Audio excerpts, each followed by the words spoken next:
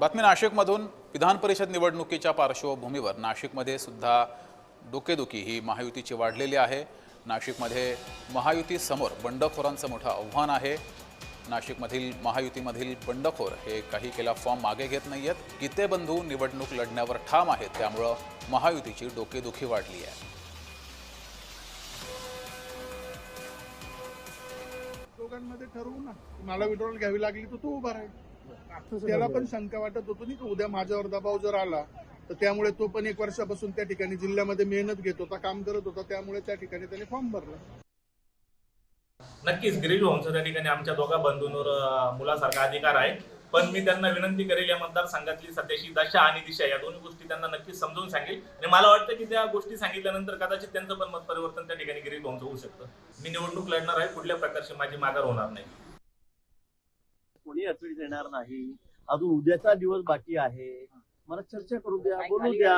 बोलल्यावर ते नाही म्हणतील, चर्चा झाल्यावर तर मग तुम्ही मला प्रश्न विचारा की तुम्ही काय करता संघर्ष मोठेकडून।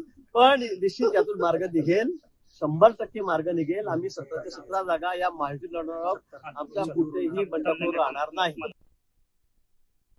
अधिक माहिती घेऊया, आपले प्रतिनिधी किरण गोटूर आपल्यासोबत जोडलेले आहेत। किरण, गिरीश महाजन यांनी आवाहन करून सुद्धा गीतेबंधू माघार घ्यायला तयार नाहीयेत, त्यामुळे महायुतीची डोकेदुखी वाढलेली आहे। गीतेबंधू पुढच्या काही तासात दिवसात माघार घेणार आहेत, अर्ज मागे घेतील?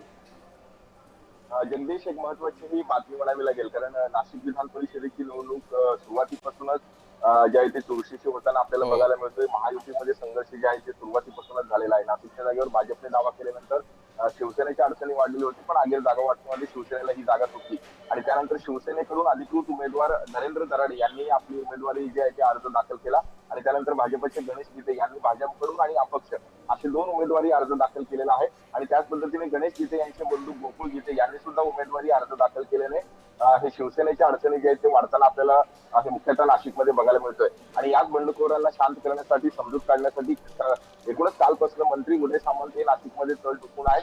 आज उदय सामंत यांनी काही लोकांशी चर्चा करून काही उमेदवारी अर्ज मागे घेण्यासाठी सांगितलेलं आहे, पण गणेश गीते आणि गोकुळ गीते हे दोघंही लढण्यावरती ठाम आहेत।